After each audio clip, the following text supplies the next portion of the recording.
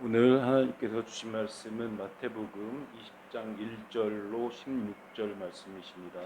봉독하도록 하겠습니다.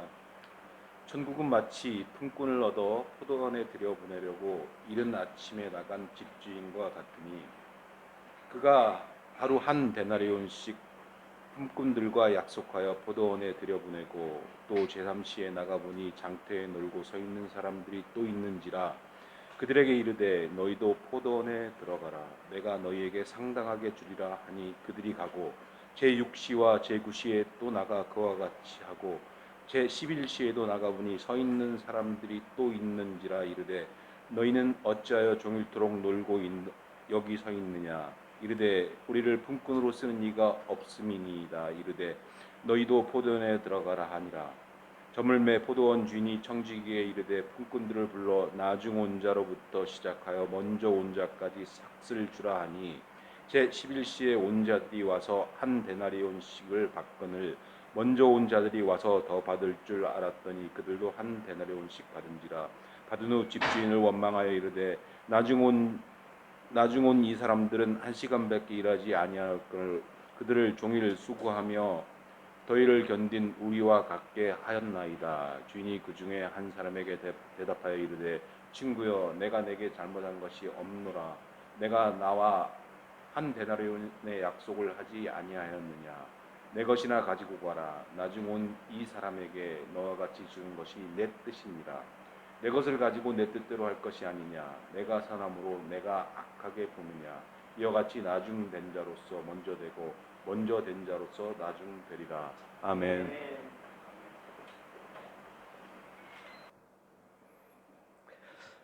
각 나라마다 그 나라에서 일하는 근로자의 생활 안정과 삶의 질을 향상시키기 위해서 나라에서는 최저임금 제도라고 하는 것을 만들고 있습니다. 영어로 말하면 미니멈 웨이지 시스템이라고 하는데 우리 대한민국 같은 경우에도 1953년에 근로기준법이 제정되면서 최저임금 제도가 만들어졌습니다.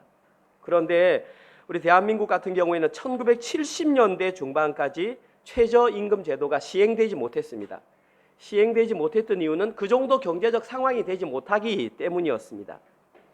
여기서 우리가 알 수 있는 것은 어떤 나라에서 만약에 최저임금 제도가 제대로 시행되고 있다. 그러면 그 나라는 경제적으로나 문화적으로 사회적으로 조금 안정이 되어 있다.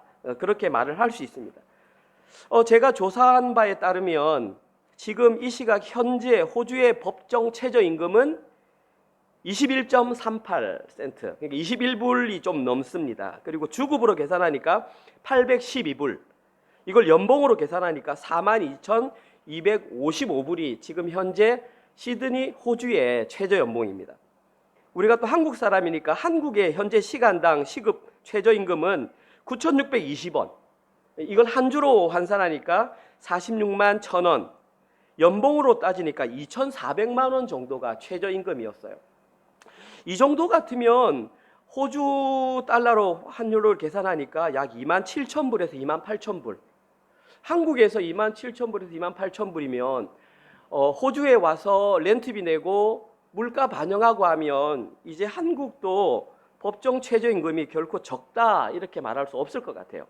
이러한 이유 때문인지 코비드 전에는 그래도 우리 시드니에 한국 청년들이 좀 많이 있어서 이렇게 조금 함께 보내는 시간이 많았는데 코비드 이후로는 현격하게 줄였던 것 같아요. 근데 기쁜 소식이 이런 가운데에도 저희 교회는 이렇게 곳곳에 지금 청년들이 보인다고 하는 것은 너무나 감사한 일, 이 청년들과 함께 예배를 드릴 수 있다는 것이 얼마나 감사한 일인지, 해가 거듭되고 시간이 거듭될수록 우리 청년들이 함께 예배 드리는 것이 너무나 기쁘고 감사한 일입니다. 제가 왜 아침부터 이렇게 설교를 시작하면서 시급과 관련된, 경제와 관련된 얘기를 할까요? 오늘 본문에 그런 내용이 나와 있기 때문입니다. 오늘 본문에는 포도원 노동자들이 하루 품삯을 얼마 받았는가, 그리고 어떻게 받았는가, 그런 내용이 오늘 기록되어 있습니다. 오늘 내용을 통해서 저희들은 예수님 당시의 노동 환경 그리고 경제적 상황이 어떠했는지를 약간 유추해 볼 수 있는데, 한번 읽어서는 잘 모르겠지만 설교를 들으면서 생각해 보시면 조금 더 이해가 될지 모르겠는데, 한번 자세히 살펴보시면 예수님 당시의 노동 환경이 과연 그러했을까라는 생각이 들 정도로 조금 지금 환경과 비해서 이해하기 힘든 내용들이 좀 많이 기록되어 있습니다. 지금 환경과 조금 다른 그때만의 독특한 경제적 논리가 오늘 본문에 기록되어 있습니다.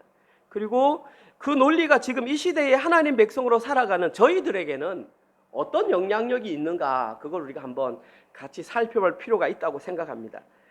방금 읽었던 우리 이 본문은 소위 우리가 말하는 포도원 품꾼의 비유입니다.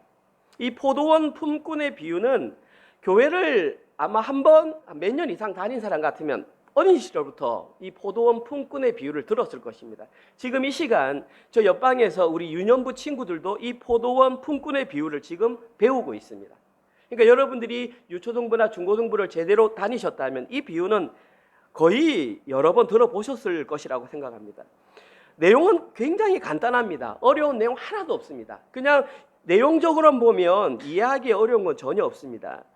본문을 구성을 나눠보면 두 가지로 나누어지는데, 첫 번째 내용은 주보에 나와 있는 것처럼 포도원 주인이 품꾼들을 포도원으로 들어보내는 장면이 1절에서 7절에 기록되어 있습니다. 그리고 두 번째 내용은 포도원 주인이 품꾼들에게 삭스를 나누어주는 내용이 8절에서 16절 사이에 기록되어 있습니다. 이 내용들을 통해서 하나님께서 오늘 저희들에게 무슨 말을 주시고 싶은지 한번 함께 나누고 받아갔으면 좋겠습니다. 1절부터 제가 천천히 7절까지 다시 읽어보겠습니다. 내용을 다시 한번 음미해 보시기 바랍니다.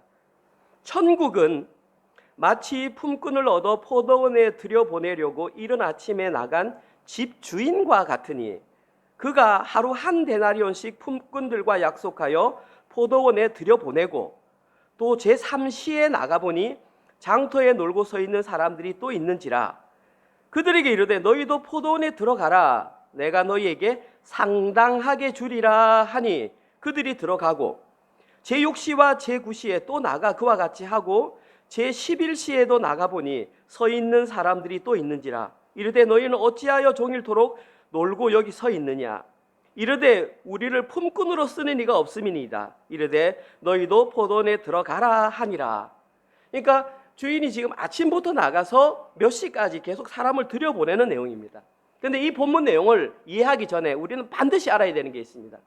한글 성경에는 이렇게 나와 있습니다. 천국은 이렇게 나와 있습니다. 그런데 여러분 눈에는 안 보이지만 원문에는 한 단어가 빠져 있습니다. 그 단어가 뭐냐 하면 가르라고 하는 단어인데, 이 가르는 영어 성경을 보시면 NIV에는 for로 나와 있습니다. 어떤 성경에는 because로 나와 있습니다. 그러니까 다시 말해서 지금 이 천국은 앞에 for 혹은 because가 들어있으니까 한국말로 번역하면 이는 천국은, 아니면 왜냐하면 천국은, 이렇게 해석을 한다는 것이죠. 목사님 그렇게 붙여서 하는 것이 뭐 그래 중요해요? 그렇게 붙여서 설교를 하느냐 붙여서 설교하지 않느냐가 차이점이 뭐냐 하면, 붙여서 설교하되면 오늘 설교가 앞의 내용과 연관되어 있다는 것입니다. 근데 이거 상관없이 설교하면 그냥 오늘 본문은 오늘 본문대로 이해한다는 것입니다. 쉽게 말해서 오늘 본문은 어저께 설교 본문과 직접적으로 연관이 되어 있다는 것입니다. 어저께 말씀 묵상해 보신 분은 알겠지만 어저께 본문에는 그 유명한 젊은 부자의 이야기가 기록되어 있습니다. 그 부자 청년, 어저께 묵상을 했지만 제가 간략하게 설명드린다면, 한 부자 청년이 예수님을 찾아와서 예수님, 어떻게 하면 제가 영생을 얻을 수 있습니까? 물었습니다. 이 청년이 예수님께 어떻게 하면 영생을 얻을 수 있습니까? 물은 것은 어떻게 하면 구원을 받을 수 있습니까? 라고 물은 것입니다. 그리고 사실 이 청년은 그것이 궁금해서 물은 게 아니라 나 이 정도면 구원받을 수 있죠 라고 확인하기 위해서 예수님께 나왔다는 것입니다. 왜냐하면 이 청년은 실제로 굉장히 신실한 사람이었어요. 자기 말에 의하면 율법에 기록된 조항들을 다 지켰다는 말이에요. 지금 이 시대의 교회 성도로 말하면 교회에서 행하는 모든 봉사, 모든 직분, 모든 모임에 한 번도 빠진 적이 없는 사람이라는 것입니다. 그러니까 자기는 당연히 구원받을 수 있을 것이라고 예수님께 확인 도장을 받으러 왔어요. 그때 예수님이 뭐라고 말했냐면 마태복음 19장 21절에서 이렇게 말합니다. 예수께서 이르시되 네가 온전하고자 할진대 가서 네 소유를 팔아 가난한 자들에게 주라. 그리하면 하늘에서 보화가 내게 있으리라. 그리고 와서 나를 따르라 하시니. 무슨 말입니까? 예수님 말씀의 핵심은 네 소유를 팔으라는 것은 재물이 너의 주인이 아님을 증명하라는 것입니다. 그리고 나서 따르면 네가 구원받았는지가 확인될 수 있다는 것입니다. 여기서 예수님께 말하는 지금 이 소유는, 재물은 하나의 상징적인 것입니다. 젊은 사람이 재물이 없을 수 있겠죠. 그런데 그 대신에 뭐가 있을 수 있냐면 재능이 있을 수 있고, 아니면은 인기가 있을 수 있고, 어떤 사람은 좋은 인간관계가 있을 수 있고, 아무튼 자기에게 힘으로 작용할 수 있는 무엇, 그것이 인기든 재능이든 권력이든 영향력이든 무엇이든 그것을 내려놓고 나를 따를 때에, 힘이 될 만한 것을 내려놓고 따를 때에 너의 구원이, 너의 영생이 확인된다라는 것입니다. 그러면 이제 이 청년은 그것만 확인하면 구원의 도장이 꽝 찍히는 거예요. 그런데 안타깝게 이 청년은 근심하며 돌아갔습니다. 그리고 그 유명한 말 하셨죠. 낙타가 바늘기에 들어가는 것이 부자가 천국에 들어가는 것보다 더 쉽다. 이 말은 천국에 들어가는 것이 그만큼 힘들다라는 말입니다. 그러니까 이 얘기를 듣고 있던 제자들이 당당하게, 특별히 베드로가, 예수님, 우리는 모든 소유를 다 버리고 따랐으니까 당연히 합격이죠. 이렇게 물었습니다. 과연 그럴까요? 제자들은 합격했을까요? 예수님은 이렇게 말씀했습니다. 마태복음 19장 30절. 그러나 먼저 된 자로서 나중되고 나중된 자로서 먼저 될 자가 많으니라. 예수님, 우리 합격이죠. 예수님이 먼저 된 자로서 나중되고 나중된 자로서 먼저 될 자가 많으니라. 이걸 쉬운 말로 동문서답이라고 합니다. 예수님, 우리 합격이죠. 그러면 그래, 합격이다, 합격이 아니다 대답을 해야 되는데 합격이죠 물으니까 그래, 이런 말을 하면 이 성경이 어렵단 말입니다. 한글로 되어 있어도 여러분이 마음을 딱 잡고 이제 새해가 바뀌어서 목사님이 성경 일독하라 그러니까 성경 일독해야지, 구약이 힘드니까 신약부터 해야지, 마태복음을 딱 읽었습니다. 그런데 읽으려고 하니까 이렇게 기록되어 있으니까 마음 잡고, 그러면은 예수님 우리 합격이죠 그러면 그래 합격이다 하면은 아 그렇구나 넘어가면 되는데, 먼저 된 자로서 나중되고 나중된 자로서 먼저 될 자가 많으냐, 이게 무슨 말이냐 그지 도대체. 좀 쉽게 말해주면 좋을 텐데. 여기에 대한 대답은 제가 마지막에 설명드리겠습니다. 그런데 한 가지 말씀드리고 싶은 것은 이건 아닙니다. 제가 어린 시절에 실제로 경험했던 내용인데 어른들이 이런 얘기를 자주 하더라고요. 제가 교회를 다니고 있었는데 저랑 친형제처럼 지내던 형이 있었습니다. 근데 그 형이 저희 마을로 이사를 왔는데 형 혼자만 온 게 아니라 가족 전체가 다 왔어요. 저희가 살던 동네는 조금 이렇게 근로자들이 좀 많이 살던 동네이고 그 형이 살던 동네는 조금 지식층이 살던 동네였어요. 거기서 우리 동네로 이사를 오니까 그분은 조금 배운 분이셨어요. 근데 저희 마을에 계신 분들은 그냥 고만고만 사시던 분들이었는데 그분이 저희 교회 나오기 시작하면서 다른 사람보다 늦게 교회 나왔지만 성경도 많이 읽고 교회 봉사도 많이 하고 여러 가지 교회에서 좀 이렇게 앞서 나가니까 아무래도 직분을 줄 때에 그 형의 어머니가 다른 분들보다는 조금 직분을 빨리 받았어요. 그랬더니 저에게 어떤 집사님이 그런 말씀을 하시는 거예요. 맞아, 성경 말씀이 딱 맞잖아. 먼저 된 자가 나중되고 나중된 자가 먼저 되는 게 맞잖아. 이렇게 말씀을 하시더라고요. 그러니까 저도 아 이게 그런 말이구나, 당연히 그렇게 받아들였죠. 근데 제가 목사가 되고 성경을 읽어보니까 그런 말이 아니더라는 겁니다. 그냥 단순히 어떤 사람이 먼저 직분을 받고 그런 뜻으로 예수님께서 말씀하신 게 아니고 그것보다 훨씬 중요한 것이 이 내용에 숨어 있다는 것입니다. 그 숨은 뜻은 나중에 한번 살펴보겠습니다. 먼저 오늘 본문 1절 어떤 내용인지 한번 살펴보겠습니다. 1절은 굉장히 중요합니다. 왜냐하면 오늘 이 구절을 풀는 중요한 모든 단어가 다 들어있기 때문입니다. 첫 번째 1절, 천국은, 오늘 설교는 결국 천국에 관한 내용이에요. 하나님 나라에 관한 내용인데 결론을 보십시오. 천국은 집주인과 같다. 천국이 집주인과 같다. 이게 무슨 말입니까? 마태복음 13장에서 예수님은 천국에 대한 7가지 비유를 말씀해 주셨습니다. 첫 번째 비유, 씨 뿌리는 자의 비유. 두 번째, 알곡과 가라지의 비유. 세 번째, 겨자씨 비유, 누룩, 보화, 진주장사, 그물, 7가지 비유를 말씀해 주셨습니다. 그때의 천국은 주로 상황이나 사물이나 어떤 환경에 대해서 말씀하셨는데 오늘 본문에서는 천국이 마치 집주인과 같다 말했어요. 여러분, 천국이 집주인과 같다는 말이 무슨 말일까요? 천국이 집주인과 같다는 말은 천국에는 그 집주인이 다스리는 살고 있는 독특한 삶의 원리, 독특한 그 경제 논리가 적용되는 곳이 천국이다. 그렇게 말합니다. 그런 이유로 천국은 집주인과 같다. 그렇게 말했습니다. 1절에는 또 중요한 단어가 있습니다. 포도원 품꾼을 부른 이유가 기록되어 있습니다. 1절에 보면 천국은 마치 품꾼을 얻어 포도원에 들여보내려고, 다시 말해서 이 포도원 주인은 포도원에 들여보내기 위해서 지금 일꾼을 불렀다는 것입니다. 오늘 본문만 그렇지 않습니다. 2절에 봐도 나와 있습니다. 그가 하루 한 데나온씩 품꾼들과 약속하여 포도원에 들여보내고, 4절에도 나와 있습니다. 그들에게 이르되 너희도 포도원에 들어가라. 7절에도 나와 있습니다. 이르되 우리를 품꾼으로 쓰는 이가 없음이니이다. 이르되 너희도 포도원에 들어가라. 결국 이 포도원 주인은 그 포도원 품꾼을 부른 이유가 포도원에 들여보내기 위함이었습니다. 약간 목적이 조금 다릅니다. 또 중요한 한 가지 단어가 1절에 있는데 그 단어는 이른 아침입니다. 이 당시 유대인들은 우리 지금 호주와 좀 비슷한데 이른 아침이 언제냐면 하루 일과가 오전 6시에 시작해서 오후 6시에 끝냅니다.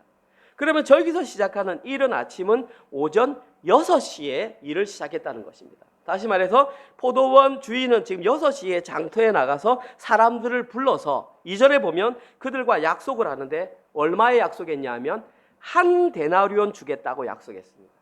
저기에 기록된 한 데나리온은 그 당시 하루 품삯입니다. 지금 호주에서 시행되고 있는 이 최저임금 시급으로 한다면 약 162불 정도가 됩니다. 약속을 했습니다. 내가 하루에 그 정도 주겠다라고. 그러니까 지금 포도원 주인은 정당한 임금 계약을 오전 6시에 들어온 사람과 계약을 했어요. 그런데 그 다음에 재밌는 것은 제3시에 들어온 사람이 있습니다. 오늘 보면 3절에 보면 제3시, 이 당시 유대인의 시각은 지금 우리 시각의 플러스 6시입니다. 그러면 제3시는 몇 시일까요? 오전 플러스 6이니까 9시에 들어간 거죠. 그럼 이 사람은 오전 9시에 또 나가서 그 사람들이 일을 하고 있는 사람들 데려왔어요. 오전 9시 같으면 어느 정도 그냥 인정이 됩니다. 그런데 여기서 재미있는 사실은 오전 9시에 그들을 데리고 갔는데 그들과 어떻게 계약을 맺었느냐, 이것이 중요합니다. 그들에게는 4절에 보면 뭐라고 계약맺느냐면 그들에게 이르되 너희도 포도원에 들어가라. 내가 너희에게 상당하게 주리라.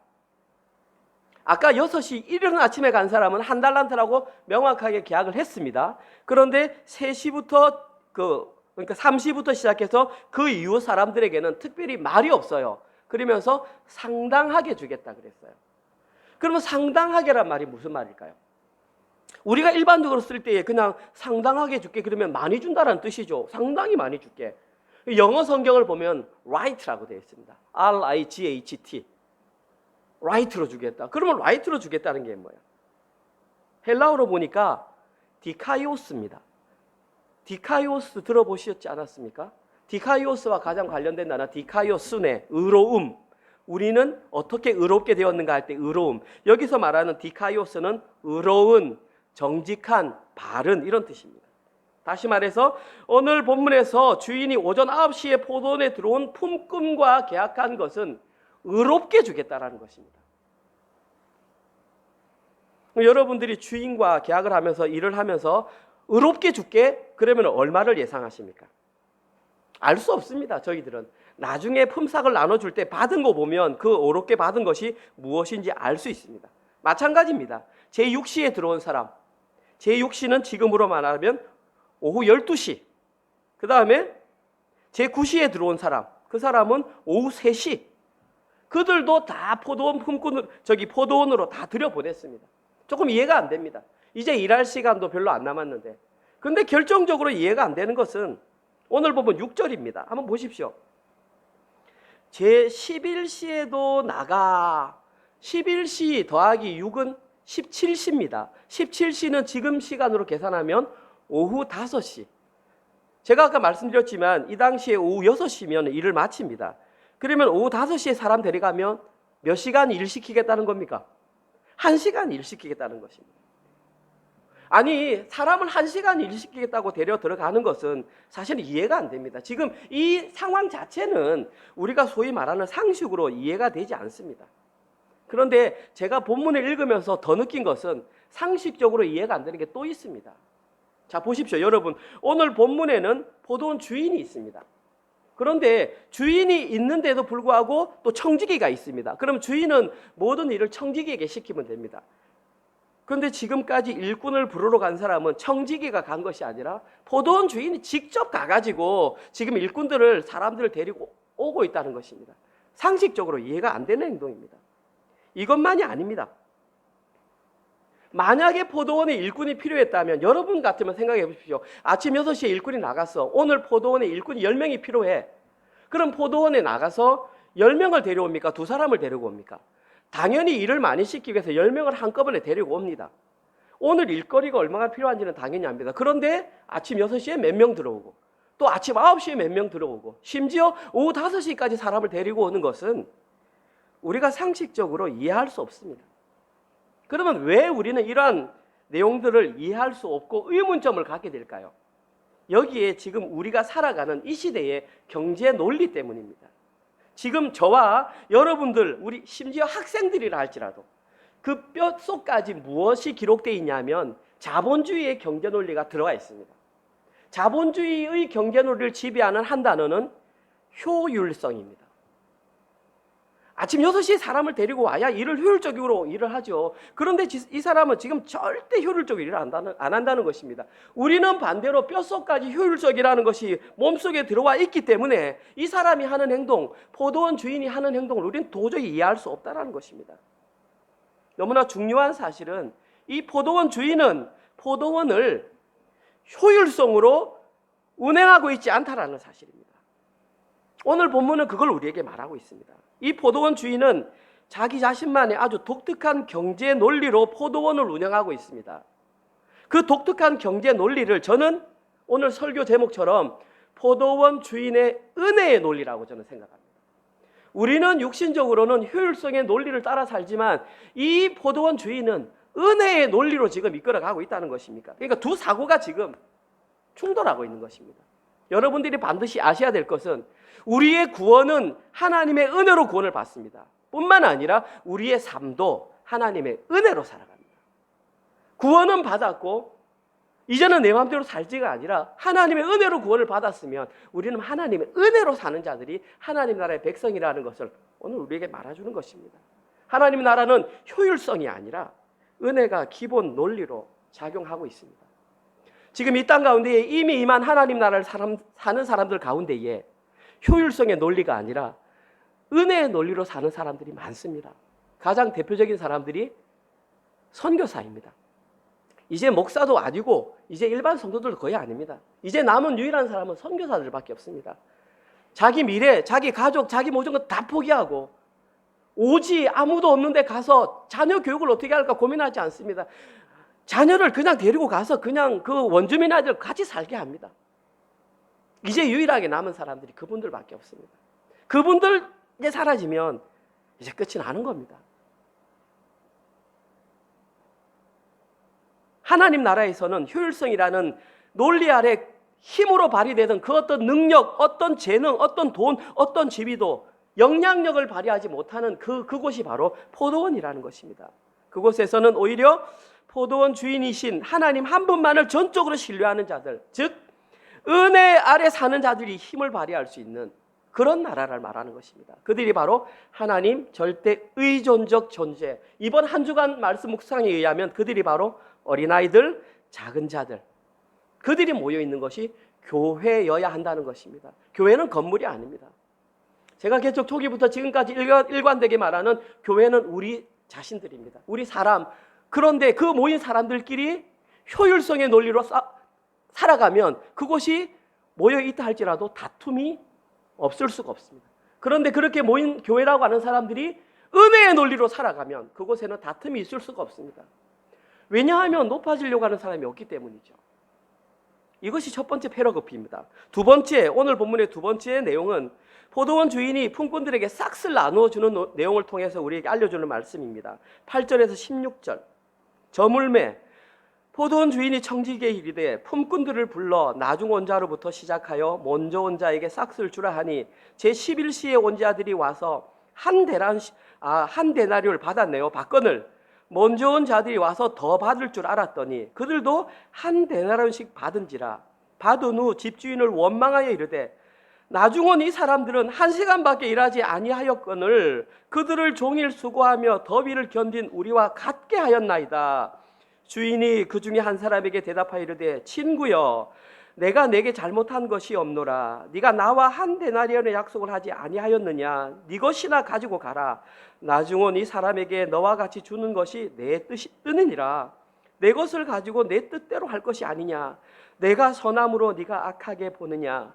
이와 같이 나중된 자로서 먼저 되고 먼저 된 자로서 나중되리라. 6시가 되었습니다. 포도원 주인이 청지기를 통해서 이제 돈을 나눠주라고 합니다. 그런데 또 이상합니다. 일반적으로 생각하면 여러분들이 일을 해서 알잖아요. 일을 해서 알바를 하러 갔어. 돈을 주면 먼저 온 사람에게 돈을 먼저 줍니다. 오늘 얼마 받았으니까 얼마. 근데 이 지금 주인은 청지기에게 거꾸로 지금 하고 있습니다. 마중 늦게 온 사람에게 지금 먼저 돈을 지불하고 있습니다. 이때 주인은 그 사람에게 얼마를 준다고 약속하지 않았기 때문에 이 마지막에 온 사람은 자기는 1시간밖에 일하지 못했는데 주인이 나에게 얼마나 줄까 두근두근 이 마음을 졸여가면서 그 사람이 돈을 줄을 기다렸습니다. 그런데 돈을 받고 보니 깜짝 놀랐던 것이죠. 왜냐하면 이 사람은 1시간밖에 일을 하지 못했는데 하루치 품삯을 받았거든요. 이것이 하나님의 은혜입니다. 이렇게 자기가 하나님으로부터 은혜를 받았다고 하는 사람들은 그 삶의 동력이 이제는 효율성이 아니라 은혜에 나와서 살게 된다는 것이죠. 그럼 결국 그렇게 살지 못한다는 것은 우리 속에 그런 은혜가 없다라는 거죠. 다 교회 나와서 은혜 얘기하면서 생각하거나 판단하거나 말하는 건 다 효율적으로 살아가는 것이죠. 다 들킨 거잖아요, 우리 속마음. 그러면서 아닌 척하면서 저부터 거룩한 척하면서 물질에 관심 없는 척하면서 누가 나에게 돈 1불이라도 손에 주면 바로 욕하는 세상이 그것이 교회 안에서도 현실 아닙니까? 은혜의 통제를 못 받았다는 사실이 여기서 바로 드러나지 않습니까? 이 사람은 이렇게 생각했을 것입니다. 와, 오늘도 5시까지 나를 불러주는 사람이 없으니 공쳤구나. 이제 집에 가면 자녀들과 함께 굶어야 되겠구나 라고 생각을 했는데 하루치 품삯을 받았으니 얼마나 기쁘겠습니까? 재밌는 사실은 그 다음부터 사람들이죠. 이제 오후 3시에 온 사람, 오후 12시에 온 사람, 오전 9시에 온 사람, 오전 6시에 온 사람은 한 달을 약속을 했기 때문에 저는 알고 있습니다. 근데 나머지 사람들은 잘 모르죠. 그런데 이 사실을 받다 보니까 1시간 일한 사람이 한 데나리온 받으면 이제 나는 도대체 얼마를 받겠느냐 엄청 기대했겠죠. 그러면서 우리에게는 얼마를 줄까 생각을 했는데 그들이 얼마를 주겠다고 약속했냐 하면 아까 본문 4절에서 얼마를 주겠다고 했습니까? 상당하게 주겠다고 하지 않습니까? 그래서 주인은 상당하게 의롭게 한 달란트를 주었습니다. 그들도 사실은 큰 혜택을 받았습니다. 어떤 사람은 3시간, 어떤 사람은 6시간 일을 하고 어떤 사람은 9시간 일을 하고 하루치 품삯을 받았으니까 그것도 은혜입니다. 너무나 감사한 은혜입니다. 그런데 그들의 입에서 나온 말은 뭐냐 하면 원망이었습니다. 오늘 보면 12절. 나중 온 이 사람들은 1시간밖에 일하지 아니하였거늘 그들을 종일 수고하며 더위를 견딘 우리와 같게 하였나이다. 이 사람이 한 말의 논지는 이것입니다. 아니 왜 저 사람은 우리는 저 사람보다 훨씬 일찍 포도원에 들어왔는데 저 사람과 동일한 품삯을 주는 것입니까? 이들은 많이 받고 적고 받고의 관심보다도 저 사람과 비교해서 내가 왜 똑같냐는 겁니다. 나는 더 많이 노력했는데. 철저하게 효율성의 논리입니다. 여기에 기록된 동일하게라고 해석했던 제가 말하는 같게라는 단어의 헬라어는 이소스입니다. 이 이소스로부터 시작해서 공산주의 논리가 나오기 시작했습니다. 주로 동등하거나 사물의 크기나 수가 동일할 때 이 단어가 사용됩니다. 쉽게 말해서 지금 이 사람들은 자신들이 1시간 일한 사람과 동등한 대우를 받은 것이 너무 기분 나쁘다는 것입니다. 철저한 자본주의적 논리입니다. 여러분, 자본주의적 논리는 성경적인 논리 아닙니다. 그렇다고 공산주의가 성경적인 논리냐? 그렇지도 않습니다. 제가 나중에 말씀드리겠지만 포도원의 논리는 따로 있습니다. 은혜의 논리입니다. 그때의 주인은 그들에게 이렇게 대답했습니다. 13절 이하 제가 다시 한번 읽어보겠습니다. 주인이 그 중에 한 사람에게 대답하여 이르되 친구여 내가 네게 잘못한 일이 없노라. 네가 나와 한 데나리온의 약속을 하지 아니하였느냐. 네 것이나 가지고 가라. 나중은 이 사람에게 내가 너와 같이 주는 것이 내 뜻이니라. 내 것을 가지고 내 뜻대로 할 것이 아니냐. 내가 선함으로 네가 악하게 보느냐. 여기서 가장 중요한 단어는 내 뜻입니다. 델로라고 합니다. 이 단어는 바라다, 원하다, 의도하다, 갈망하다, 좋아하다, 기뻐하다라는 뜻입니다. 지금 포도원 주인은 내가 갈망한 대로, 내가 원한 대로, 내가 기뻐한 대로, 내가 의도한 대로 그 사람들에게 1시간 일한 사람이라 할지라도 한 데나리온을 주었다라는 것입니다.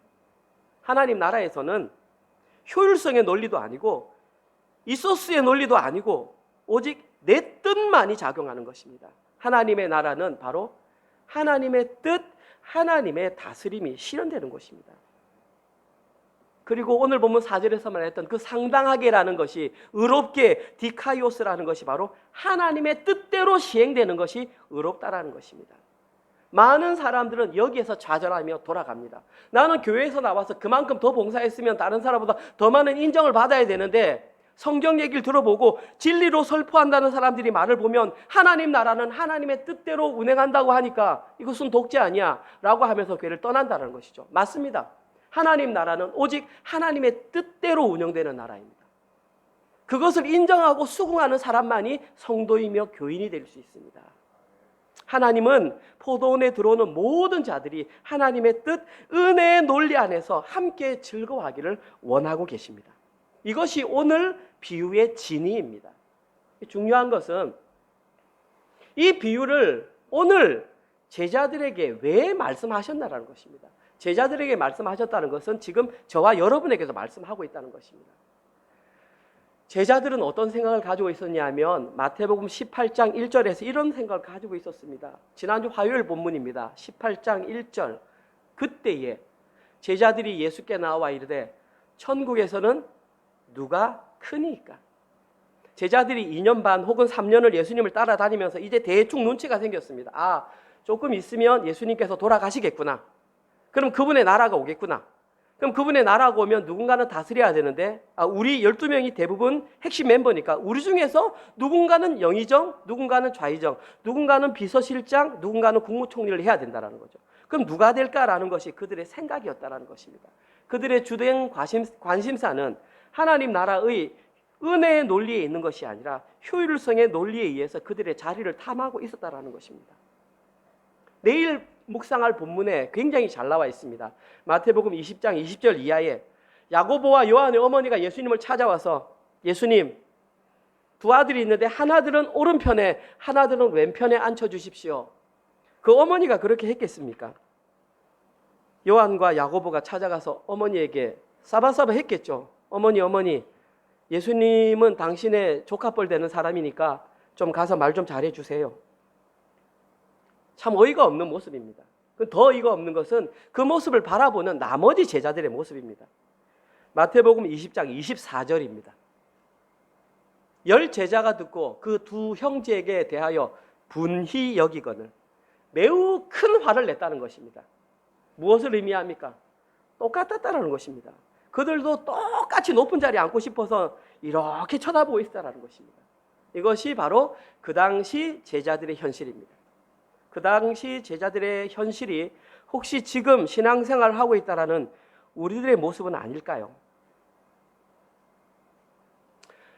참고로 말씀드립니다. 지금 제자들의 모습이나 이런 모습들이 좀 어이가 없다고 해서 이들이 구원받지 못한 사람이냐 그렇게 생각하시면 안 됩니다. 왜냐하면 오늘 본문에 나오는 이 포도원 비유에서 상징하는 것은, 포도원이 상징하는 것은 하나님 나라이고 포도원 주인으로 상징된 것은 하나님입니다. 그리고 이들을 포도원 안으로 끌어들였다는 것은 하나님께서는 그들을 자녀 삼아주셔서 그들을 하나님 나라로 인도하겠다라는 것이 내포되어 있기 때문에 지금 제자들의 모습이 이러하다고 해서 하나님 나라의 백성이 아닐 거야 라고 단정하면 안 됩니다.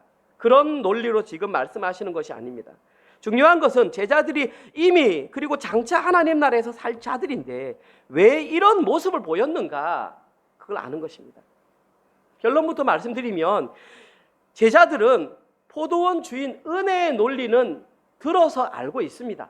하나님 나라는 알고 원리는 알고 있는데 중요한 건 살아내지 못했다라는 사실입니다. 오늘 본문에서 포도원 주인의 은혜의 논리, 하나님의 논리를 가장 집약적으로 기록한 말이 16절입니다. 오늘 본문 16절. 이와 같이 나중된 자로서 먼저 되고 먼저 된 자로서 나중되리라. 제가 좀 전에 설교 서두에서 읽어드렸던 마태복음 19장 30절과 아주 흡사합니다. 그러나 먼저 된 자로서 나중되고 나중된 자로서 먼저 될 자가 많으니라. 순서만 앞뒤로 바뀌었을 뿐이지 하고자 하는 말은 똑같습니다. 이 구절에서 하고 싶은 말이 뭘까요? 자, 지금까지 잘 생각해 보십시오. 이제 설교가 마칩니다. 지금까지 하면서 그 포도원 주인이 다스리는 나라에서는 뭐 순서가 없다라고 말을 했는데 예수님께서 결론적으로 말하면서 또다시 처음과 나중을 말하고 있습니다. 그럼 우리는 본능적으로 또 누가 1등이냐 2등이냐를 생각한단 말입니다. 그렇게 생각하시면 안 되는 것입니다. 이거는 지금 순위를 따지는 그런 내용이 아니라는 사실입니다. 목사님, 그걸 우리가 어떻게 알아요? 그래요, 너무 사실 힘들어요.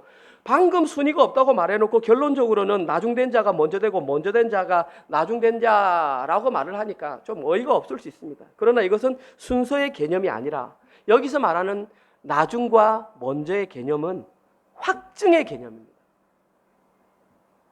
순서의 개념이 아니라 확증의 개념입니다. 은혜의 원리를 아는 사람이 은혜의 원리대로 살아낸 그 사람이 먼저 된 자이고, 은혜의 원리는 알지만 아직까지 연약하여 살지 못한 그 사람이 나중된 자라는 것입니다. 말해볼게요. 제가 어떤 사람과 약속을 했어요. 뭐 예를 들어서 누군가에게 뭐 돈을 100만 원 줄게 얘기했어요. 그러면 그 사람은 내가 말을 했으니까 받을 것으로 알고 있어요. 그런데 그 사람이 그 말이 사실이 되는 순간은 저로부터 100만 원을 건네받는 순간 그 사람에겐 그게 사실이 되는 거예요. 알고 있어요. 그도 알고 있고 나도 알고 있고 다 믿고 있어요. 그런데 실제로 받아야만 그것이 받은 것이 되듯이 마찬가지로 하나님의 나라가 뭔지 알고 있어요. 저도 알고 있고 여러분도 2년 이상 들었기 때문에 알고 있어요. 그런데 이 자리를 벗어나 돌아가면서 효율성의 원리로 살아요. 연약하기 때문에. 그러면 아직 확증을 못 받은 거예요. 확증을 못 받은 것 같으면 알지만 아직까지 나중된 자리에 있다는 것입니다. 나중된 자로서 먼저 된 자는 포도원 주인의 은혜의 논리를 알고 자신의 실제 삶으로 살아낸 그것이 확증된 사람. 반대로 말하면 먼저 된 자로서 나중된 자는 포도원 주인의 은혜의 논리를 알고 있지만 아직 자신의 삶으로 살아내지 못했던, 확증받지 못했던 그 사람을 말합니다. 다시 한번 말씀드리지만 이 두 부류는 누구는 구원받았고 구원받지 못하고 아니에요. 구원받은 범위 내에서 아직 그렇게 영향력을 받고 살아간다는 의미예요. 왜냐하면 우리의 행동으로 구원은 정해지는 게 아니니까. 구원은 오직 십자가의 은혜로만 구원받는 것이기 때문에 여러분들의 삶의 그것으로는 구원이 확정되지 않아요. 명확하게 십자가 복음을 믿는 사람에게는 구원이 선포됩니다. 제가 말씀드렸지만 우리가 살아갈 때에도 은혜가 필요하다는 것을 말씀하고 있는 것입니다. 중요한 것은 이들이 어떻게 먼저 된 자가 될 수 있느냐를 우리가 알아야 우리도 그렇게 살 거 아닙니까? 언제 그렇게 살 수 있었을까요? 제자들의 삶을 보면 답이 나옵니다. 제자들 여러분들이 생각해 보십시오. 성경을 다 아니까. 예수님이 십자가 달려 돌아가실 때에 예수님의 뜻대로 살지 못하고 다 도망갔습니다. 한 사람도 남김없이 다 도망갔습니다. 한 사람도 남김없이 다 도망갔다는 것은 그때까지 그들은 여전히 먼저 된 자로서 나중된 자였다라는 것입니다. 그러면 이들이 언제 예수님의 뜻대로 살았느냐?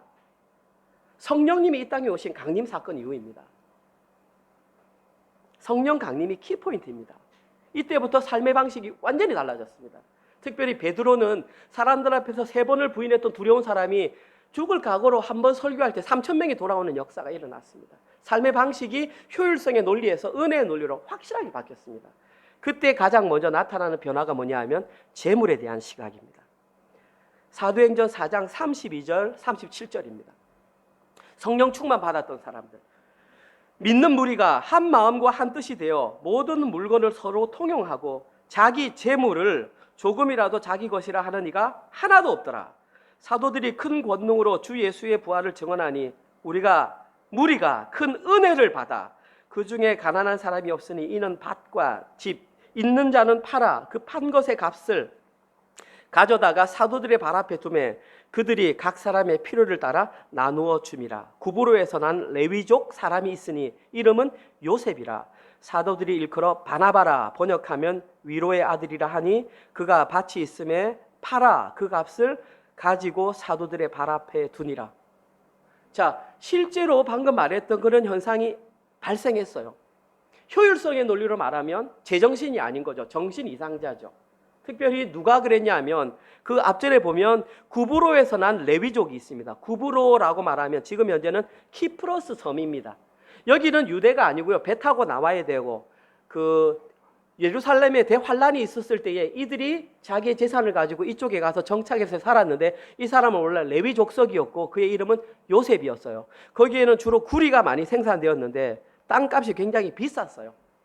그 자기가 충분히 먹고 살 만한 돈이 있었는데 이 사람이 성령을 받자 그것을 팔아가지고 그 값을 사도들의 발 앞에 두었다라고 그랬어요.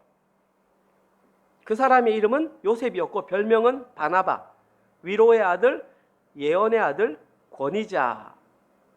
이런 일이 실제로 발생했습니다. 성경은 저희들에게 이 사람이 바로 나중된 자로서 먼저 된 자라는 것을 실제로 은혜의 원리로 살아간 사람이 있다는 것을 우리에게 알려주고 있는 것입니다.